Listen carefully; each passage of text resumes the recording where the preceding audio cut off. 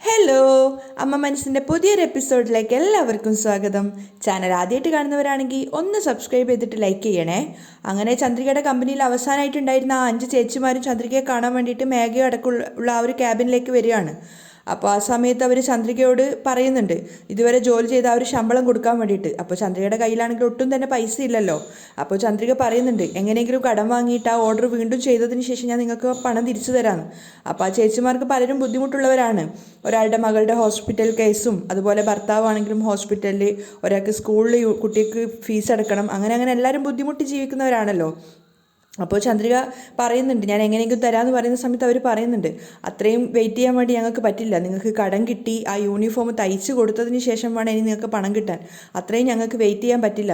ആ അവസരം മേഘ വിനിയോഗിക്കുകയാണ്. മേഘ പറയുന്നുണ്ട് അവസാനമായിട്ട് ഞാൻ നിങ്ങൾക്കൊരു ചാൻസ് കൂടെ തരാം, നിങ്ങൾ തൽക്കാലം എൻ്റെ കമ്പനി ജോലി ചെയ്തോ, ഇനിയിപ്പോൾ പണിയില്ലെങ്കിൽ ഞാൻ നിങ്ങൾക്ക് പൈസ തരാമെന്നൊക്കെ. അപ്പോൾ ചന്ദ്രിക അവരോട് ബെഗ് ചെയ്യുന്നുണ്ട് ദയവ് ചെയ്തിട്ട് നിങ്ങൾ തിടുക്കപ്പെട്ടിട്ട് മേഘയുടെ കമ്പനിയിലേക്ക് പോകരുതെന്ന്. പക്ഷേ അവർ പറയുന്നത് വെച്ച് കഴിഞ്ഞാൽ ഒരു മാസത്തോളം ജോലി പൈസ ഇല്ലാണ്ട് ചെയ്യാം, പക്ഷെ അത് കഴിഞ്ഞിട്ടും പൈസ ഇല്ലാതെ ജോലി ചെയ്യാൻ പറ്റിയ അവസരത്തിലല്ല ഞങ്ങളൊന്നും ഉള്ളത്. അതുകൊണ്ട് തന്നെ അവരെല്ലാവരും മേഘ കൊടുത്ത ആ ഒരു ഓഫർ സ്വീകരിച്ചിട്ട് മേഘയുടെ കമ്പനിയിൽ ജോയിൻ ചെയ്യാണ്. ചന്ദ്രിക ശരിക്കും തകർന്നു പോയിക്കൊണ്ടേ ഇരിക്കുകയായിരുന്നു. അവർ പോയതിനു ശേഷം മേഘ വീണ്ടും ചന്ദ്രികയെ പരിഹസിക്കുന്നുണ്ട്. ഞാൻ അന്നേ പറഞ്ഞതല്ല നിനക്ക് ഈ ജോലിയൊന്നും ശരിയാവില്ല എന്ന്, നിനക്ക് ആകെ അറിയാവുന്നത് വീട്ടുജോലിയും അതുപോലെ കൃഷിയൊക്കെ ചെയ്യാൻ വേണ്ടിയിട്ടാണ്, നിനക്ക് അറിയുന്ന പണി പോയിട്ട് ചെയ്. പിന്നെ മഹേന്ദ്രൻ അച്ഛനെക്കുറിച്ചും ലക്ഷ്മി അമ്മയെക്കുറിച്ചും ചിന്തിക്കുമ്പോൾ എനിക്ക് വല്ലാത്ത സങ്കടമുണ്ട്. അവർ നിന്നെ അത്രയേറെ വിശ്വസിക്കുന്നു, പക്ഷെ നീ വെറും ഒരു ഡമ്മിയാണെന്ന് അവർക്ക് അറിയില്ലല്ലോ. അത് കേട്ട സമയത്ത് ചന്ദ്രികയ്ക്ക് ദേഷ്യം വരികയാണ്. ചന്ദ്രിക മേഘയോട് പറയുന്നുണ്ട് മേഘ നീ എന്നെ വല്ലാതെ തെറ്റിദ്ധരിച്ചിരിക്കുകയാണ്, ഞാൻ എൻ്റെ കുഞ്ഞുനാളിൽ തന്നെ ഇതുപോലുള്ള പല പ്രശ്നങ്ങളെയും ഫേസ് ചെയ്തിട്ടാണ് വന്നിട്ടുള്ളത്. അത് കേൾക്കുന്ന സമയത്ത് മേഘ പരിഹാസത്തോടെ ചിരിക്കുകയാണ്. അപ്പോൾ ചന്ദ്രിക അവളോട് പറയുന്നുണ്ട് ഈ പ്രശ്നങ്ങളൊക്കെ കണ്ടിട്ട് ഞാൻ ഭയന്ന് ഒളിച്ചു നിൽക്കുന്നൊന്നും നീ വിചാരിക്കണ്ട, തീർച്ചയായിട്ടും ഈ പ്രശ്നത്തിനുള്ള പരിഹാരം കണ്ടതിന് ശേഷം ഞാൻ വളർന്ന് നിന്നേക്കാൾ മുകളിൽ വരും. ചന്ദ്രിക ഓരോന്നോരോന്ന് സ്വയം പുകഴ്ത്തിക്കൊണ്ട് പറയുന്ന സമയത്തൊക്കെ മേഘ പരിഹസിച്ചിരിക്കുകയാണ്. അപ്പോൾ ചന്ദ്രിക പറയുന്നുണ്ട് ഞാൻ വീണെന്ന് നീ കരുതണ്ട, ഇനി അങ്ങോട്ടാണ് ഞാൻ ഓടാൻ പോകുന്നത്. അപ്പോൾ മേഘ പരിഹാസത്തോടെ പറയാണ് അയ്യോ ശ്രദ്ധിച്ചോടൂ, അല്ലെങ്കിൽ കൈയും കാലൊക്കെ ഒടിഞ്ഞു പോവും. ചന്ദ്രികയെ മാക്സിമം തകർക്കുക എന്നുള്ളത് തന്നെയായിരുന്നു മേഘയുടെ ലക്ഷ്യം. അതുകൊണ്ട് തന്നെ കളിയാക്കി പരിഹസിച്ചുകൊണ്ടാണ് അവൾ ചന്ദ്രികയുടെ ഓരോ കാര്യങ്ങളും സംസാരിക്കുന്നത്. നിന്നെപ്പോലെ ഇതുപോലെ സംസാരിക്കുന്ന ഒരുപാട് ആൾക്കാരെ ഞാൻ കണ്ടിട്ടുണ്ട്, അവരൊക്കെ ഇപ്പോൾ തകർന്ന് താഴേക്കടിയിലാണ്. ഒരു ദിവസം നീ തന്നെ എൻ്റെ അടുത്ത് വന്നിട്ട് എന്നോട് കെഞ്ചും മേഘ ദയവ് ചെയ്ത് എൻ്റെ കമ്പനിയെ നീ ഒന്ന് ഏറ്റെടുക്കുമോ എന്ന് ചോദിച്ചിട്ട്. ആ ദിവസം ഒരുപാട് അകലെയൊന്നുമല്ല ചന്ദ്രിക. അപ്പോൾ ചന്ദ്രിക തിരിച്ചു പറയുന്നുണ്ട് എൻ്റെ ജീവൻ പോവേണ്ടി വന്നാലും അങ്ങനെ ഒരു ഗതികേടിൽ ഞാൻ ആവില്ല, അങ്ങനെ ആവാനും ഞാൻ സമ്മതിക്കില്ല. തീർച്ചയായിട്ടും ഞാൻ ഈ ബിസിനസ്സിൽ നിന്നേക്കാൾ മുകളിലേക്ക് വന്നിരിക്കും. മേഘയ്ക്ക് നേരെ വിരൽ ചൂണ്ടിക്കൊണ്ടാണ് ചന്ദ്രിക പറയുന്നത്. അത് നമുക്ക് കാണാം. ഒന്നുകൂടെ ചന്ദ്രികയെ പരിഹസിച്ചതിന് ശേഷം മേഘ മുറിയിൽ നിന്ന് ഇറങ്ങിപ്പോവുകയാണ്. ചന്ദ്രികയ്ക്ക് അവളെ തന്നെ കൺട്രോൾ ചെയ്യാൻ സാധിക്കുന്നുണ്ടായിരുന്നില്ല. അങ്ങനെ ചന്ദ്രിക ക്ഷേത്രത്തിലേക്ക് പോവുകയാണ്. അവിടെ എത്തിയതും അവിടെ ഒരു നിലത്തിരുന്നിട്ട് ചന്ദ്രിക മേഘ പറഞ്ഞ ഓരോരോ വാക്കുകൾ തന്നെയാണ് ആലോചിച്ചുകൊണ്ടിരിക്കുന്നത്. തൻ്റെ കൂടെ ഉണ്ടായിരുന്ന ബാക്കിയുള്ള 5 പേരോട് മേഘ പറഞ്ഞിട്ടുണ്ടായിരുന്നു നിങ്ങൾ മനോഹരൻ അങ്കിളിനെ കണ്ടിട്ട് ഇവിടെ ഇന്ന് തന്നെ ജോലി ചെയ്തോളൂ, ഇനിയിപ്പോൾ ജോലി ഇല്ലെങ്കിലും മാസാമാസം ഞാൻ നിങ്ങൾക്ക് ശമ്പളം തന്നോളാം. ആ സമയത്ത് ആ 5 പേരോടും ചന്ദ്രിക യാചിച്ചിട്ടുണ്ടായിരുന്നു ചേച്ചി തിരക്ക് പിടിച്ചിട്ട് നമ്മളെ കമ്പനി വിട്ട് പോവല്ലേ, നിങ്ങളെല്ലാവരും പോയി കഴിഞ്ഞാൽ നമുക്ക് ആ യൂണിഫോമിൻ്റെ വർക്ക് കംപ്ലീറ്റ് ചെയ്യാൻ സാധിക്കില്ല. അപ്പോൾ ആ ചേച്ചി പറഞ്ഞ വാക്കുകൾ ശമ്പളം ഇല്ലാതെ ഒരു മാസത്തോളെങ്കിലും ജോലി ചെയ്തു തരാം, പക്ഷേ കാലാകാലം ജോലി ചെയ്യാൻ പറ്റില്ലല്ലോ മോളെ. നിങ്ങളുടെ കടം നിങ്ങളെ കൊണ്ട് തന്നെ വീട്ടാൻ സാധിക്കാത്ത ഈ അവസരത്തിൽ നിങ്ങൾ എങ്ങനെ ഞങ്ങൾക്ക് കൂടി ശമ്പളം തരിക? മേഘ മേഡത്തിൻ്റെ കമ്പനിയിൽ ജോലി ചെയ്യാനാണ് ഞങ്ങൾ ആഗ്രഹിക്കുന്നത്.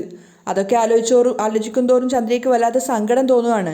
അപ്പോൾ അതിനുശേഷം മേഘ പറഞ്ഞ പരിഹാസ വാക്കുകളും ഞാൻ അന്നേ പറഞ്ഞതല്ലേ ചന്ദ്രിക നിനക്ക് ഈ ജോലിയൊന്നും ശരിയാവില്ല എന്ന്, നിനക്കറിയുന്നത് പാത്രം കഴുകാനും അതുപോലെ കൃഷി നടത്താനും ഒക്കെ അല്ലേ, പോയിട്ട് അത് മാത്രം ചെയ്.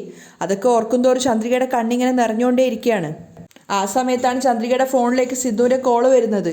അവൾ കണ്ണ് തുടച്ചുകൊണ്ട് ഫോൺ എടുക്കുകയാണ്. എന്താ കാര്യം എന്ന് ചോദിക്കുന്ന സമയത്ത് സിദ്ധു ചോദിക്കുന്നുണ്ട് ഓഫീസിലെത്തിയോന്ന്. ഇല്ല ഞാൻ ഓഫീസിലല്ല. ഇതെന്താ ഓഫീസിൻ്റെ സമയമായില്ല, എന്താ വരാത്തത്? അപ്പോൾ അവൾ പറയുന്നുണ്ട് എനിക്ക് ഓഫീസിൽ വരാൻ തന്നെ തോന്നുന്നില്ല സർ. എന്ത് ധൈര്യത്തിലാണ് ഞാനിനി ഓഫീസിലേക്ക് വരിക, എനിക്ക് ആ ഓഫീസ് ശരിയാവില്ല സർ, ഞാനിനി അങ്ങോട്ടേക്ക് വരുന്നില്ല. കരഞ്ഞുകൊണ്ടാണ് ചന്ദ്രിക പറയുന്നത്. ഇനി അങ്ങോട്ടുള്ള എല്ലാ ഉത്തരവാദിത്തങ്ങളും സാറ് തന്നെ ഏറ്റെടുത്താൽ മതി, എന്നെക്കൊണ്ട് ഒന്നിനും വയ്യ. അപ്പോൾ സിദ്ധു അവളെ ആശ്വസിപ്പിക്കുന്നുണ്ട് എന്താ ചന്ദ്രിക ഇങ്ങനെ സംസാരിക്കുന്നത്, അൺഎക്സ്പെക്റ്റഡ് ആയിട്ട് ഒരു തോൽവി സംഭവിച്ചു, അതിൻ്റെ ഉത്തരവാദി നീ മാത്രം എങ്ങനെയാവും? അങ്ങനെയാണെങ്കിൽ നീ മാത്രമല്ല ഞങ്ങളെല്ലാവരും അതിൻ്റെ കാരണക്കാർ തന്നെയാണ്. ശരി നീ ഇപ്പോൾ ഏത് ക്ഷേത്രത്തിലാണ് ഉള്ളത് പറയ്. അപ്പോൾ ചന്ദ്രിക അവൾ നിൽക്കുന്ന ക്ഷേത്രത്തിൻ്റെ പേര് പറഞ്ഞു കൊടുക്കുകയാണ്. ശരി, ഞാൻ അങ്ങോട്ടേക്ക് വരാം എന്ന് പറഞ്ഞ് സിദ്ധു കോള് കട്ട് ചെയ്യുന്നുണ്ട്. സിദ്ധു ക്ഷേത്രത്തിലെത്തിയിട്ട് ഒരുപാട് തപ്പിയതിന് ശേഷമാണ് ചന്ദ്രിക ഇരിക്കുന്ന സ്ഥലം കണ്ടുപിടിക്കുന്നത്. അതിനുശേഷം അവളുടെ അടുത്ത് വന്നിരിക്കുകയാണ്. ആ സമയത്തൊക്കെ ചന്ദ്രിക വേറെ ഏതൊരു ലോകത്താണെന്ന് സിദ്ധുവിന് തോന്നുന്നുണ്ട്. മാത്രമല്ല അവളുടെ ഫേസ് കണ്ടാൽ തന്നെ അറിയാം അവൾ അത്രയും സങ്കടത്തിലാണുള്ളതെന്ന്. അപ്പോൾ സിദ്ധു അവളുടെ അടുത്തിരുന്നിട്ട് പറയുന്നുണ്ട്, ചന്ദ്രിക, ഞാനൊരു കാര്യം പറഞ്ഞാൽ നീ തെറ്റിദ്ധരിക്കരുത്. ബിസിനസ് എന്ന് വെച്ചാൽ പരാജയം ഉണ്ടാവും, ജയവും ഉണ്ടാവും. രണ്ടും നമ്മൾ ഒരുപോലെ കാണാൻ പഠിക്കണം. ജയവും എപ്പോഴും ഉണ്ടാവില്ല, തോൽവിയും എപ്പോഴും ഉണ്ടാവില്ല. ഓരോ അനുഭവത്തിൽ നിന്നും നമ്മൾ ഓരോരോ പാഠങ്ങൾ പഠിക്കണം. ജയത്തേക്കാളേറെ തോൽവി നമുക്ക് ഒരുപാട് പാഠങ്ങൾ പഠിപ്പിച്ചു തരും. തീർച്ചയായിട്ടും അടുത്ത പ്രാവശ്യം ഇങ്ങനെയൊരു തെറ്റ് നമുക്കിനി സംഭവിക്കില്ല. സിദ്ധു പറയുന്നതൊക്കെ ചന്ദ്രിക ശ്രദ്ധയോടെ കേട്ട് നിൽക്കുകയാണ്. അപ്പോൾ സിദ്ധു പറയുന്നുണ്ട്, നീ തന്നെ നിന്നെ കുറച്ചു കാണരുത്. കാരണം നിന്നെക്കൊണ്ട് എല്ലാം ചെയ്യാൻ സാധിക്കും. ആദ്യത്തെ പ്രൊജക്റ്റ് നീ സക്സസ് ആയിട്ട് ചെയ്തില്ലേ? അടുത്ത പ്രൊജക്റ്റിൽ തോൽവി സംഭവിച്ചു പോയി. പക്ഷെ അതിൻ്റെ പേരിൽ ഇങ്ങനെ ഭയന്നുകൊണ്ട് ഒളിച്ചോടുന്നത് ശരിയല്ല ചന്ദ്രിക. ഇങ്ങോട്ട് നോക്ക്, വാ നമുക്ക് ഓഫീസിൽ പോവാം. അടുത്ത പ്ലാൻ എന്താണെന്ന് വെച്ചാൽ നമുക്ക് അതുപോലെ ചെയ്യാം. അപ്പോൾ ചന്ദ്രിക സിദ്ധുവിനോട് പറയുന്നുണ്ട്, ഞാൻ കാരണം 20 ലക്ഷം രൂപയുടെ ലോസ്റ്റാണ് സംഭവിച്ചിരിക്കുന്നത്. ഇത് ഞാൻ എങ്ങനെയാണ് വീട്ടിൽ തീർക്കാമെന്ന് എനിക്ക് അറിയില്ല. എന്നെക്കൊണ്ട് ഒന്നിനും സാധിക്കുന്നില്ല സർ. കണ്ണ് കെട്ടി കാട്ടിൽ അഴിച്ചു വിട്ടതുപോലെയാണ് എനിക്ക് തോന്നുന്നത്. എങ്ങോട്ടേക്കാണ് പോവേണ്ടതെന്ന് പോലും എനിക്ക് മനസ്സിലാവുന്നില്ല. അത് കേട്ട് പുഞ്ചിരിച്ചുകൊണ്ട് സിദ്ധു പറയാണ്, ചന്ദ്രിക, എപ്പോഴും വിജയം ആഗ്രഹിച്ചുകൊണ്ടാണ് നമ്മളൊരു ജോലിക്ക് ഇറങ്ങിത്തിരിക്കുന്നത്. എന്നാൽ അത് പരാജയപ്പെട്ടു പോയി കഴിഞ്ഞാൽ അത് നമ്മളെക്കൊണ്ട് ഉൾക്കൊള്ളാൻ സാധിക്കുന്നില്ല. അതാണ് എല്ലാവരുടെയും പ്രശ്നം. എപ്പോഴും ഒരു ജോലിക്ക് നമ്മൾ ഇറങ്ങിത്തിരിക്കുമ്പോൾ, അല്ല ഏതൊരു കാര്യത്തിന് നമ്മൾ ഇറങ്ങിത്തിരിക്കുമ്പോഴും അതിൽ ജയവും ഉണ്ടാവും, പരാജയം ഉണ്ടാവും. അത് നമ്മൾ ആദ്യം മനസ്സിനെ പറഞ്ഞ് പഠിപ്പിക്കണം. അങ്ങനെ നമ്മൾ മനസ്സിനെ പറഞ്ഞു പഠിപ്പിച്ചു കഴിഞ്ഞാൽ ജയവും നമ്മളെ ബാധിക്കില്ല, തോൽവിയും നമ്മളെ ബാധിക്കില്ല. അങ്ങനെ ഒരു കാര്യം എപ്പോഴും നമ്മൾ മനസ്സിനെ പറഞ്ഞ് പഠിപ്പിക്കണം. ഇത് ബിസിനസ് ചെയ്യുന്ന എല്ലാവർക്കും ഉൾക്കൊള്ളാൻ പറ്റുന്ന ഒരു കാര്യമാണ്. അല്ലാത്തപ്പോഴാണ് പരാജയം നമ്മളെ തകർത്ത് കളയുന്നത്. അപ്പോൾ ചന്ദ്രികയ്ക്ക് സിദ്ധു പറയുന്നതൊക്കെ മനസ്സിലാവുന്നുണ്ടെങ്കിലും ഈ പറഞ്ഞതുപോലെ അവൾക്കത് ഉൾക്കൊള്ളാൻ സാധിക്കുന്നുണ്ടായിരുന്നില്ല. കാരണം ആ ഒരു പരാജയം അവൾ അത്രയേറെ തകർത്തിട്ടുണ്ടായിരുന്നു. അപ്പോൾ സിദ്ധു ചന്ദ്രികയോട് പറയുന്നുണ്ട്, ചന്ദ്രിക, ഞാൻ പോണ്ടിച്ചേരി സ്കൂളിൽ പോയി കറസ്പോണ്ടൻറ്റിനെ കണ്ടിട്ട് കുറച്ചുകൂടി അവധി നീട്ടി വാങ്ങിയിട്ടുണ്ട്. വീണ്ടും മെറ്റീരിയൽസ് ഒക്കെ വാങ്ങി നമുക്ക് സ്റ്റിച്ച് ചെയ്ത് കൊടുക്കാം. ഇതൊന്നും ശരിക്കും വലിയൊരു വിഷയമല്ല. അപ്പോൾ ചന്ദ്രിക ചോദിക്കുന്നുണ്ട്, മെറ്റീരിയൽസൊക്കെ ഇനിയും വാങ്ങിക്കാൻ എവിടെയാ സാർ പണം? നമുക്ക് അറിയാവുന്ന ആൾക്കാരോടൊക്കെ കടം ചോദിച്ചു നോക്കാം. അങ്ങനെ കിട്ടിക്കഴിഞ്ഞാൽ നമുക്ക് പെട്ടെന്ന് തന്നെ പണി ആരംഭിക്കാം. തീർച്ചയായിട്ടും നമുക്കൊന്ന് ശ്രമിച്ചു നോക്കാം. പക്ഷെ അതൊന്നും ചന്ദ്രികയ്ക്ക് ഉൾക്കൊള്ളാൻ സാധിക്കുന്നുണ്ടായിരുന്നില്ല. അവൾ സിദ്ധുവിനോട് വീണ്ടും വീണ്ടും ആവർത്തിച്ച് പറയാണ്, ഇല്ല സർ, ഇനി എല്ലാ ഉത്തരവാദിത്തങ്ങളും നിങ്ങൾ തന്നെ ഏറ്റെടുത്താൽ മതി. ഞാൻ നിങ്ങൾക്ക് പിന്നിൽ നിന്ന് ജോലി ചെയ്തോളാം. അവരങ്ങനെ സംസാരിച്ചു കൊണ്ടിരിക്കുമ്പോഴാണ് ക്ഷേത്രത്തിലുണ്ടായിരുന്ന ഒരു സ്വാമി അതിലൂടെ നടന്നു പോവുമായിരുന്നു. പെട്ടെന്ന് അവിടെ ഒരു സ്റ്റെപ്പിൽ തടഞ്ഞിട്ട് അദ്ദേഹം അവിടെ നിലത്ത് വീഴുകയാണ്. സിദ്ധുവും ചന്ദ്രിക ഓടി അവരുടെ അടുത്തേക്ക് പോകുന്നുണ്ടായിരുന്നു. സിദ്ധു വേഗം അദ്ദേഹത്തെ പിടിച്ച് എഴുന്നേൽപ്പിക്കുകയാണ്. അദ്ദേഹത്തിന് എന്തെങ്കിലും സംഭവിച്ചോ എന്ന് ചോദിക്കുന്ന സമയത്ത് അദ്ദേഹം പറയുന്നുണ്ട്, ഇല്ല മോനെ, ഒന്നും സംഭവിച്ചിട്ടില്ല. നിങ്ങൾ എങ്ങോട്ടേക്കാണ് പോകുന്നത്? ഞാൻ തിരുപ്പതി വരെ പോവുകയാണ്. അത് കേട്ടത് സിദ്ധാർത്ഥ് ഇങ്ങനെ ഷോക്കായിട്ട് നിൽക്കുകയാണ്. തിരുപ്പതിയിലേക്ക് ഇത്രയും പ്രായം ചെന്നൊരു മനുഷ്യനോ? നിങ്ങൾ ഒറ്റയ്ക്കാണോ പോകുന്നത്? കൂടെ ആരുമില്ലേ? ചന്ദ്രിക ചോദിക്കുകയാണ്. അപ്പോൾ അദ്ദേഹം പറയുന്നുണ്ട്, ഇല്ല മോളെ, ഞാൻ ഒറ്റയ്ക്കാണ് പോകുന്നത്, കൂടെ ആരും ഇല്ല മോളെ. അപ്പോൾ ചന്ദ്രിക ചോദിക്കുകയാണ്, നിങ്ങൾ എവിടുന്നാണ് വരുന്നത്? രാമേശ്വരത്തു നിന്ന് വരുന്നതാ മോളെ. അത് കേട്ടത് അവർക്ക് വീണ്ടും ഷോക്കാവുകയാണ്. അപ്പോൾ അദ്ദേഹം പറയുന്നുണ്ട്, എന്തോ ഒരു ക്ഷീണം പോലെ തോന്നി, അതുകൊണ്ട് കുറച്ചു നേരം ഇവിടെ നിന്നിട്ട് പോവാമെന്ന് കരുതി. അപ്പോൾ സിദ്ധു അദ്ദേഹത്തോട് പറയാണ്, സ്വാമി എഴുന്നേക്ക്, ഞാൻ എൻ്റെ വണ്ടിയിൽ നിങ്ങളെ അവിടെ ഡ്രോപ്പ് ചെയ്യാം. അപ്പോഴാണ് അദ്ദേഹം പറയുന്നത്, ഞാൻ രാമേശ്വരത്ത് നിന്ന് നടന്നിട്ടാണ് വരുന്നത്.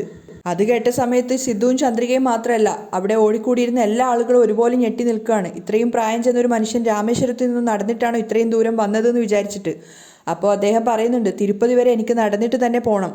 ചന്ദ്രിക അതിശയത്തോട് ചോദിക്കുകയാണ്, എന്താ സ്വാമി പറയുന്നത്? അത്രയും ദൂരം നിങ്ങൾ നടന്നിട്ടാണ് വന്നതെന്നോ? അതേ മോളെ, നേർച്ച ഉണ്ടായിരുന്നു, അതുകൊണ്ടാണ് ഞാൻ അങ്ങനെ ചെയ്തത്. അപ്പോൾ ചന്ദ്രിക ചോദിക്കുകയാണ്, ഈ ഒരു പ്രായത്തിൽ എങ്ങനെയാണ് നിങ്ങളെ കൊണ്ട് ഇത്രയും ദൂരം നടക്കാൻ സാധിച്ചത്? അപ്പോൾ അദ്ദേഹം ചന്ദ്രികയോട് പറയുന്നുണ്ട്, മനസ്സ് വെച്ചാൽ നടക്കാത്തതായിട്ട് ഒന്നുമില്ല മോളെ. ലക്ഷ്യമാണ് ഏറ്റവും പ്രധാനം. ഞാൻ നടന്നു പോകണമെന്ന് മനസ്സുകൊണ്ട് ആഗ്രഹിച്ചു, അതുകൊണ്ട് ഞാൻ നടന്നിട്ട് വന്നു. എന്തും നടക്കുന്നു നമ്മൾ വിചാരിച്ചാൽ നടക്കും മോളെ. രാമേശ്വരത്ത് നിന്നും ഞാൻ ഇങ്ങോട്ടേക്ക് വരുന്ന സമയത്ത് എല്ലാവരും എന്നോട് പറഞ്ഞു, നിങ്ങളെ കൊണ്ട് ഈ നടത്താൻ സാധിക്കില്ല എന്ന്. പക്ഷേ ഞാൻ നടന്നു ഇവിടെ വരെ എത്തിയില്ലേ.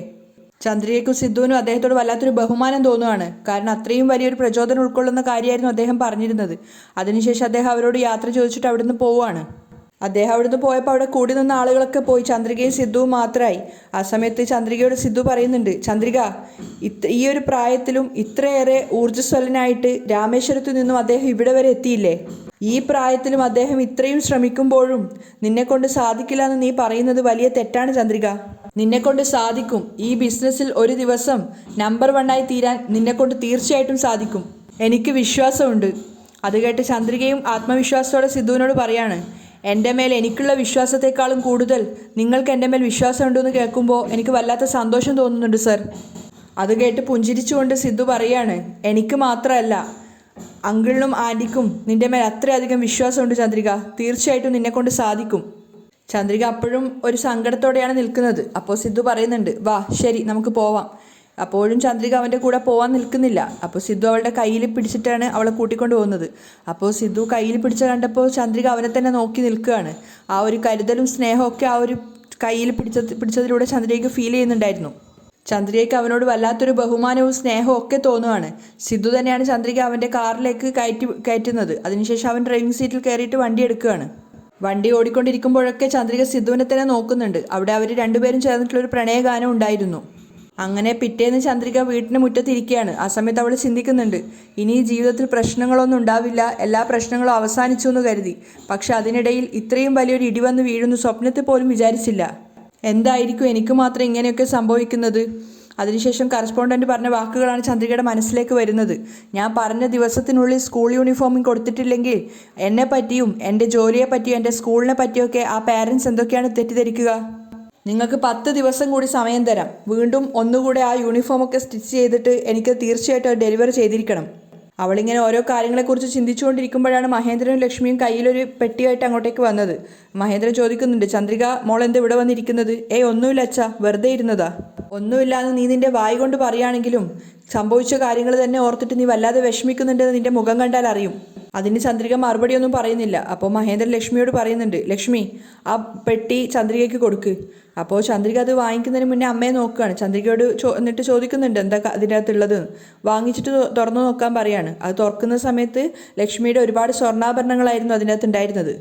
അപ്പോൾ അവൾ അതിശയത്തോടെ അമ്മയും അച്ഛനെയും നോക്കുകയാണ്. ചന്ദ്രികയോട് ലക്ഷ്മി പറയുന്നുണ്ട്, എന്തിനാ ചന്ദ്രിക ഇങ്ങനെ നോക്കുന്നത്? ഇതൊക്കെ നിനക്ക് തന്നെ വന്ന് ചേരേണ്ടതാണ്, എടുത്തോ. അപ്പോൾ ചന്ദ്രിക ചോദിക്കുകയാണ്, അല്ല എനിക്കെന്തിനാ അമ്മ ഇതൊക്കെ? നീ കഷ്ടപ്പെട്ട് ജോലി ചെയ്ത് രാപ്പകൽ ജോലി ചെയ്തിട്ടുണ്ടാക്കിയ യൂണിഫോമുകളൊക്കെ കത്തി നശിച്ചുപോയി. കറസ്പോണ്ടൻ്റ് വരെ നീയാണ് എല്ലാത്തിനും കാരണമെന്നും 30 ലക്ഷം രൂപ നീ കാരണമാണ് നഷ്ടപ്പെട്ടതെന്നും ഒക്കെ പറയുന്നു. അതുമാത്രമല്ല 10 ദിവസത്തിനുള്ളിൽ വീണ്ടും എല്ലാ യൂണിഫോമുകളും തയ്ച്ചു കൊടുക്കണമെന്നും അവർ ആവശ്യപ്പെടുന്നുണ്ട്. അത്രയും ലക്ഷം രൂപയ്ക്ക് നീ എവിടെ പോവാനാ? നിനക്ക് എത്രയാണോ പണം ആവശ്യം ആ പണമൊക്കെ ഈ സ്വർണം വിറ്റിട്ടോ നീ എടുത്തോളൂ. അപ്പോൾ ചന്ദ്രിക ലക്ഷ്മിയോട് പറയുന്നുണ്ട്, എന്താ അമ്മ ഈ പറയുന്നത്? ഞാൻ ചെയ്ത തെറ്റിന് നിങ്ങൾ നിങ്ങളുടെ സ്വർണ്ണമൊക്കെ എനിക്കെന്തിനാ തരുന്നത്? ഇതൊന്നും വേണ്ട അമ്മ. അപ്പോൾ മഹേന്ദ്രൻ പറയുന്നുണ്ട്, ചന്ദ്രിക എന്താ നിനക്ക് വേണ്ടാന്ന് പറയുന്നത്? ഇതൊക്കെ നിനക്ക് തന്നെ കിട്ടേണ്ടതാണ്, അതുകൊണ്ട് നീ എടുത്തോ. ആ സ്കൂളിലെ കറസ്പോണ്ടൻറ്റ് നിന്റെ മേൽ എത്രത്തോളം വിശ്വാസം ഉണ്ടായിട്ടാണ് ഇത്രയും വലിയൊരു പ്രൊജക്റ്റ് നിന്നെ ഏൽപ്പിച്ചത്? അങ്ങനെയുള്ള ഒരാൾക്ക് നീ കൊടുത്ത വാക്ക് നീ സംരക്ഷിക്കണ്ടേ? ഈ സ്വർണം വിറ്റിട്ടാണെങ്കിലും അദ്ദേഹത്തിന് കൊടുത്ത വാക്ക് നമുക്ക് പാലിച്ചേ പറ്റൂ. അപ്പോൾ ചന്ദ്രിക പറയുന്നുണ്ട്, നിങ്ങളുടെ സ്വർണം വിറ്റിട്ട് ഇതൊക്കെ ചെയ്യുമ്പോൾ എനിക്ക് വല്ലാതെ കുറ്റബോധം തോന്നുവാണമ്മ. അപ്പോഴേക്കും സിദ്ധു അങ്ങോട്ടേക്ക് വന്നിട്ടുണ്ടായിരുന്നു. അവരെല്ലാവരും കൺഫ്യൂഷനായിട്ട് നിൽക്കുന്ന സമയത്ത് സിദ്ധു കാര്യം ചോദിക്കുകയാണ്. അപ്പോൾ മഹേന്ദ്രൻ പറയുന്നുണ്ട്, ലക്ഷ്മി ചന്ദ്രികയ്ക്ക് കൊടുക്കേണ്ട സ്വർണ്ണങ്ങളൊക്കെ കൊടുത്തതാണ്, പക്ഷേ ഇത് ഉപയോഗിക്കാൻ പറ്റില്ല എന്നാണ് ചന്ദ്രിക പറയുന്നത്. ഇത് വിറ്റ് അപ്പോൾ ചന്ദ്രിക സിദ്ധുവിനോട് പറയുന്നുണ്ട്, ഇത് വിറ്റിട്ട് ഞാൻ എൻ്റെ കട തീർത്ത് കഴിഞ്ഞാൽ എനിക്ക് എപ്പോഴും ഒരു കുറ്റബോധം ഉണ്ടായിരിക്കുന്നു. അപ്പോൾ സിദ്ധു പറയാണ്, അതിന് ഇത് വിൽക്കേണ്ട ആവശ്യമില്ല ചന്ദ്രിക, നമുക്ക് ഈ ഗോൾഡ് കൊണ്ടുപോയിട്ട് പണയം വെക്കാം. എന്നിട്ട് നമ്മുടെ കാര്യം ചെയ്തതിന് ശേഷം സ്കൂളിലെ കറസ്പോണ്ടൻറ്റ് ബാക്കി പണം തന്നു കഴിഞ്ഞാൽ നമുക്ക് ഈ സ്വർണം തിരിച്ചെടുക്കാം.